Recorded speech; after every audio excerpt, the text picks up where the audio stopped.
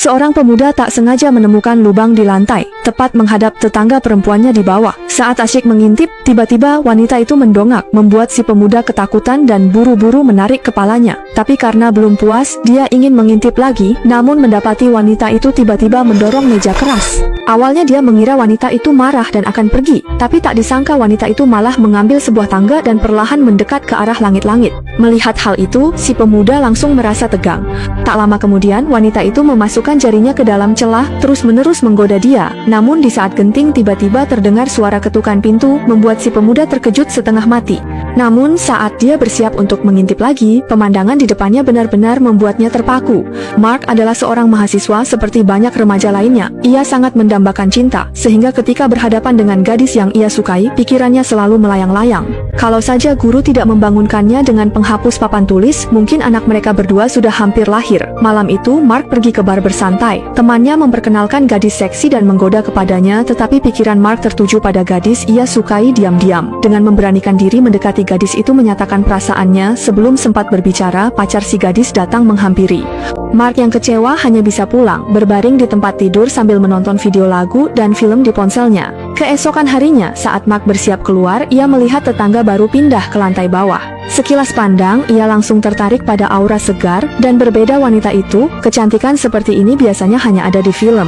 Namun, perlahan-lahan Mark menyadari ada yang aneh dengan pasangan suami istri itu. Suami wanita tersebut selalu pergi pada pukul 4 dini hari, meninggalkan Alice sendirian di rumah.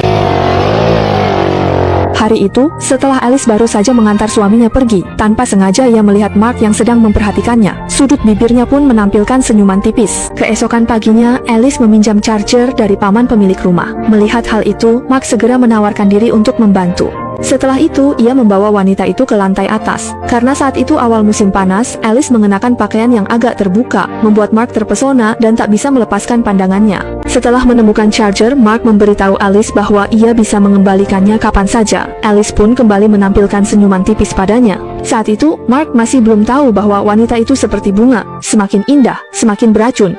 Malam itu, Mark baru pulang ke rumah menjelang dini hari. Namun ia mendapati ada cahaya di kamar Alice. Ia pun mengintip lewat jendela, dan ternyata melihat Alice sedang mengenakan topeng.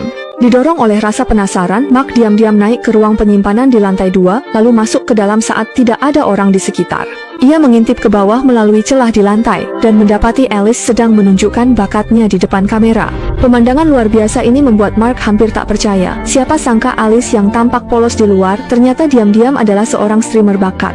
Begitulah, Mark diam-diam menikmati seluruh siaran langsung itu. Hingga Alice berbaring kelelahan di atas tempat tidur, barulah Mark berhenti mengintip dengan perasaan masih belum puas. Agar rahasianya tidak diketahui orang lain, sebelum pergi Alice sengaja menutupi celah itu dengan sesuatu. Sejak saat itu, Mark seperti menemukan dunia baru. Setiap malam ia selalu pergi ke gudang untuk mengintip. Terkadang bahkan ia bisa melihat interaksi antara suami istri, namun setiap kali Alice selalu memejamkan mata, seolah-olah ia tidak begitu mencintai suaminya. Namun hari itu, saat Mark mengintip seperti biasa, Alice tiba-tiba menatap ke arah langit-langit, membuat Mark ketakutan dan buru-buru bersembunyi. Namun dia tetap tidak bisa menahan diri untuk kembali melirik, dan ternyata dia mendapati bahwa Alice bukan hanya tidak marah, malah mulai menggoda ke arahnya, bahkan mendorong meja di depannya, lalu mengambil sebuah tangga, dan perlahan-lahan memanjat ke atas. Dia pun mengulurkan jari-jarinya yang ramping dari celah itu.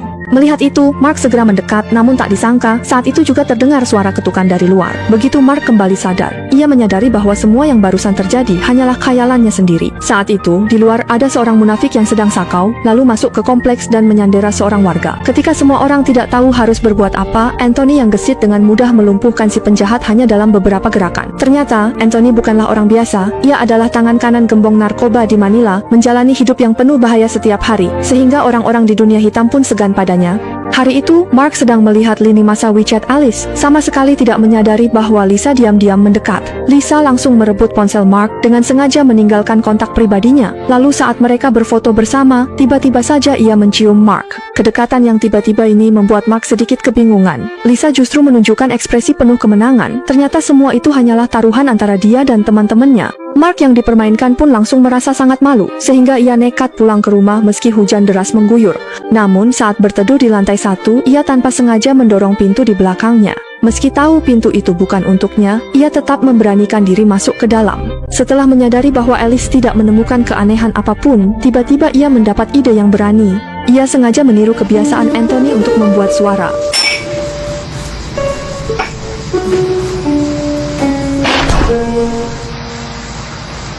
Lalu ia berjalan mengendap-endap masuk ke kamar tidur. Awalnya ia mengira semua tindakannya sangat sempurna, namun tak disangka saat ia hendak pergi, Alice yang tadinya tertidur pulas tiba-tiba memanggilnya. Ternyata Alice sudah lama tahu bahwa orang di sampingnya bukanlah suaminya, dan alasan ia tidak membongkar penyamaran itu hanyalah karena diam-diam ia menaruh perasaan pada Mark. Namun siapa sangka pada saat itu juga, suara pintu terbuka terdengar dari luar, membuat Mark langsung panik dan kebingungan. Di saat genting, Alice menyuruhnya bersembunyi di bawah tempat tidur, sehingga Mark pun berhasil lolos dari bahaya. Baru setelah Anthony tertidur lelap, Mark diam-diam merangkak keluar dari bawah tempat tidur, lalu dengan tergesa-gesa melarikan diri dari tempat itu. Dengan perasaan gembira, Mark kembali ke kamarnya, seolah-olah hidupnya akan segera memasuki musim semi. Sejak malam itu, hubungan antara dia dan Alice pun mulai tumbuh perasaan yang samar-samar. Keduanya selalu bisa bertemu secara tak terduga di lantai bawah, kadang-kadang bahkan duduk di tangga sambil mengobrol, dan mereka berdua merasa seolah-olah baru saja bertemu belahan jiwa yang telah lama dinantikan. Hari itu, Alice menelepon Mark, mengatakan bahwa ia sangat merindukannya. Mereka berdua sepakat untuk bertemu di tempat biasa, lalu Mark pun pergi ke gudang di lantai 2. Dia memindahkan barang-barang yang menumpuk di lantai, memperlihatkan celah di papan lantai, lalu terlihat Alice meletakkan bangku di atas tempat tidur, kemudian perlahan-lahan memanjat ke atas. Tak disangka, pada saat itu juga, Anthony tiba-tiba pulang ke rumah, membuat Alice terkejut hingga langsung terjatuh dari atas. Melihat pacarnya tergeletak di lantai dengan keadaan kacau, Anthony mengira ada orang jahat yang masuk, sehingga ia dengan marah berlari keluar dan menembakkan beberapa kali. Semua orang yang ada di sana pun ketakutan dan kebingungan, meskipun mereka tidak tahu apa yang sebenarnya terjadi. Mereka sadar bahwa akibat menyinggung geng mafia pasti sangat serius. Tepat saat situasi hampir tidak terkendali, Alice yang sudah tenang akhirnya keluar. Dia berbohong mengatakan terjatuh tak sengaja saat ganti bohlam, barulah Anthony yang mengamuk tenang. Namun, tak lama kemudian suatu senja, Anthony dikhianati anak buahnya sendiri saat bertugas. Begitu naik mobil, seseorang langsung mencekik lehernya dari belakang, lalu dibawa ke gedung tua, nasibnya tak diketahui. Saat itu, Alice yang tertidur tiba-tiba terbangun dan seketika gelisah. Benar saja, hingga keesokan paginya, Anthony belum kembali. Setelah Mark mengetahui kabar tersebut, ia pun membawa Alice ke sudut yang terpencil, berniat menghibur hati Alice yang sedang terluka. Saat itu, Anthony sedang mengalami siksaan yang tidak manusiawi. Musuhnya, demi mendapatkan rahasia yang diinginkan, bahkan tega memotong jari-jarinya. Namun, ketika lawan lengah, Anthony memanfaatkan kesempatan itu untuk mengambil pipa baja di lantai, lalu langsung menghantamkan ke kepala lawannya. Setelah itu, kedua belah pihak pun terlibat dalam baku hantam yang sengit. Meskipun Anthony sudah terluka parah, dia tetap berhasil melarikan diri di tengah hujan peluru. Dia merampas sebuah mobil van dan langsung melaju menuju rumahnya. Karena Mark sudah beberapa hari tidak bertemu dengan Alice, saat ini hatinya tiba-tiba dipenuhi rasa rindu yang kuat. Jadi, dia menelepon Alice dan menanyakan apakah dia punya waktu sekarang, namun tak disangka Alice menolaknya. Karena merasa tidak puas, Mark pun langsung berlari ke rumah Alice, yang membuat Alice benar-benar kebingungan, lalu akhirnya ia pun benar-benar jatuh ke dalam pelukannya.